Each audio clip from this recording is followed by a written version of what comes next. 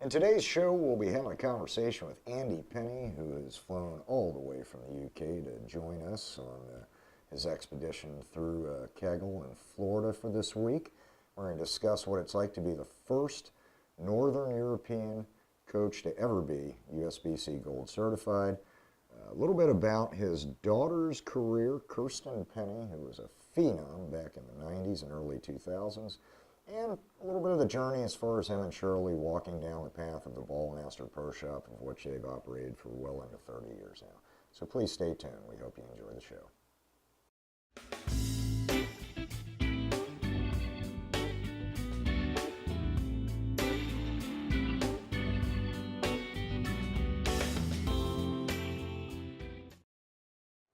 Ladies and gentlemen, welcome to the Kegel Show. My name is Don Agent, and I'll be your host today. And to my immediate left is Andy Penny. Andy Penny, thank you so much for coming out.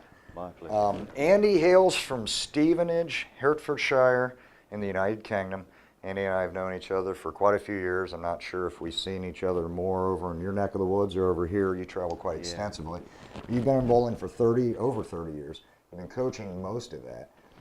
You were the first coach from Northern Europe to be USBC Gold Level Certified. And you and Shirley also have a combined 60 years of experience running the Ballmaster Pro Shop down in y'all's hometown. Yeah. What's interesting to me is you have an engineering background as well. What kind of made you gravitate over to bowling, Andy? Well, it was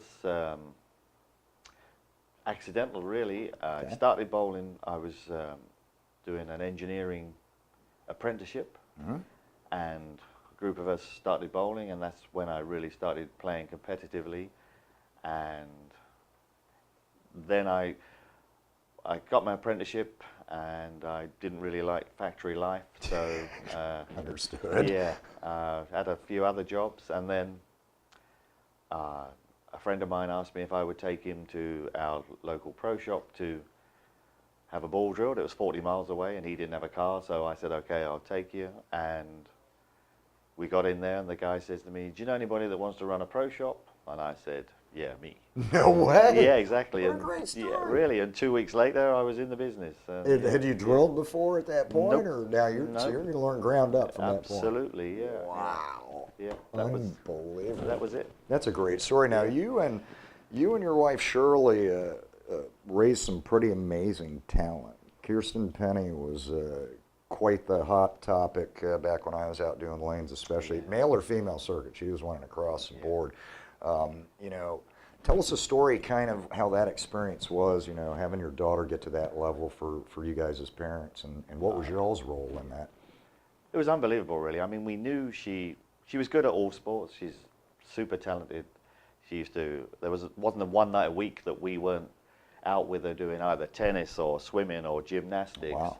All of those things that actually eventually really helped her in her bowling career. So we knew she was good. When she was 7, she won a national title against 10-year-olds. Wow. And she beat them by 20 pins a game, so we knew she was pretty good. By the time she was 12, then she was really beyond my knowledge level. I mean, I used to average 190 back then, which was pretty good. Oh, yeah.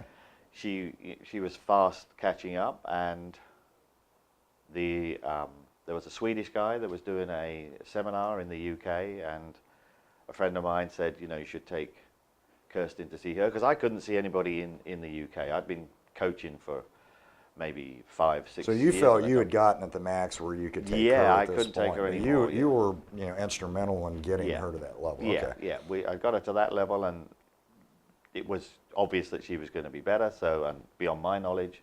And there really wasn't anybody in the UK at the time that was either really, in my eyes, qualified to do it, or maybe even wanted to do it. Sure. So then this friend of mine said, go and take her to see this Swedish guy. And that was in 1989, and I realized when I went to that seminar with that guy, thinking that I knew something about bowling, and it made me realize I knew nothing about bowling. And we worked together for many years from there on. And yeah, Kirsten was just a super talented person, and she won so much. And I guess the pinnacle for me was the World Championships in 2003, where I was the coach and a father, and we stand on the podium together, Wow. winning a gold medal in the World Championships. It doesn't come any better. It made my It really hairs doesn't. raise on Yeah, that. It gives me chills. Yeah, it's unbelievable, and it does for me now still.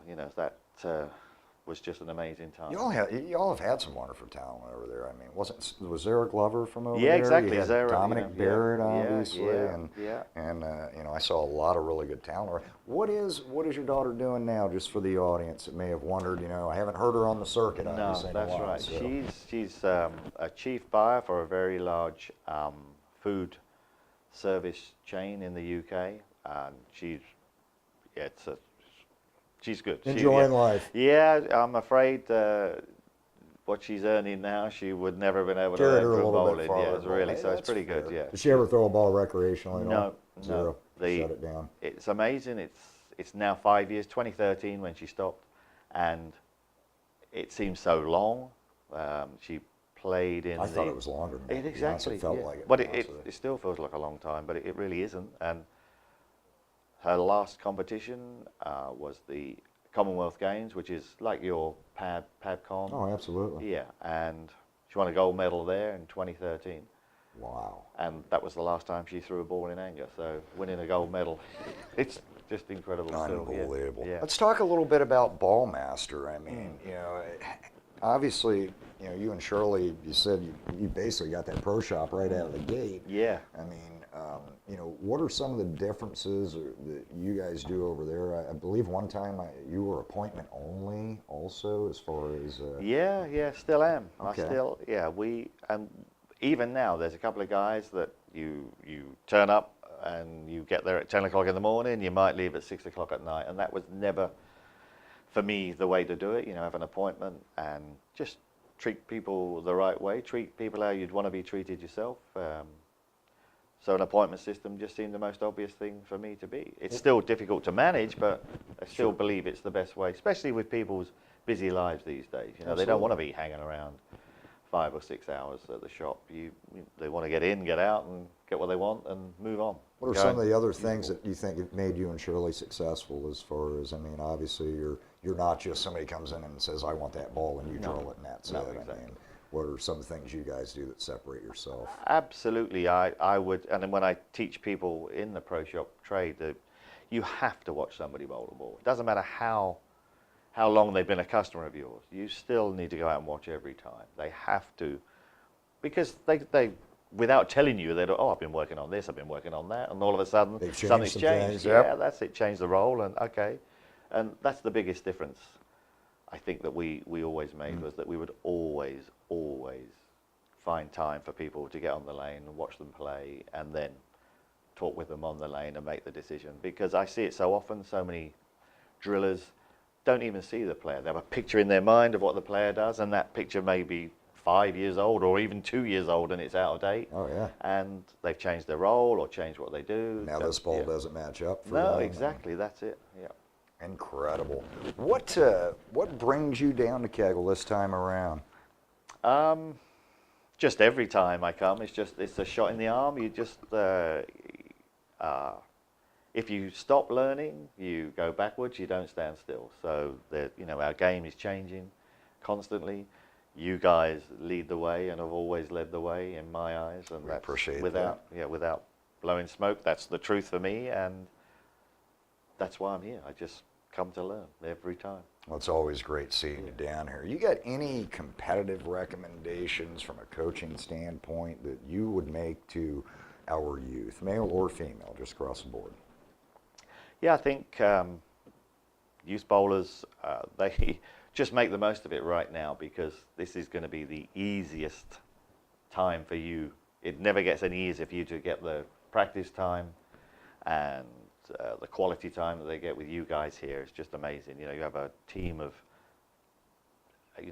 best team in the world, I would have said, collectively. Especially now you've got Alex on board. This guy is just such an innovator. It's brilliant. Incredible. Yeah, so your guys are, really, really lucky. The guys that get to play on your teams, and anybody that can get to this facility, just amazing. Excellent. What are some of the closeout? What do you think, or what are some of the differences? Not necessarily good or bad, but you've definitely noticed UK to Asia or UK to the United States. I mean, is bowling getting closer, you think, globally, as far as everybody getting more knowledge together versus where it was 20 years ago, or are there still some holes to fill? I think there's still some holes to fill, but the traditional, as I've just said, if you stand still, and I'm afraid we stood still in our coaching program in England for a long, long time, and even though we still managed to produce some super talented bowlers, that's because of their own dedication. I'm afraid it's been in spite of our coaching program, not because of it. And in my role as head of coaching in the UK now, that's what I feel is my job, is to help produce players that are because of our coaching program and not the other way around, not in spite of it. I think it is getting closer.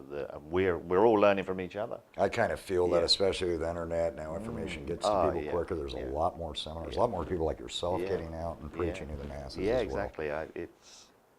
We just burn through information and knowledge so quickly now. Like I said, if you're not learning, you're going backwards. That's for sure. I love that. That's brilliant. Well, Andy, I can't thank you enough for coming out, brother. Thanks you very enjoy much. the rest of your trip and have a safe travel back. And ladies and gentlemen, that concludes our show today. Keep those wrenches turning and have a wonderful day.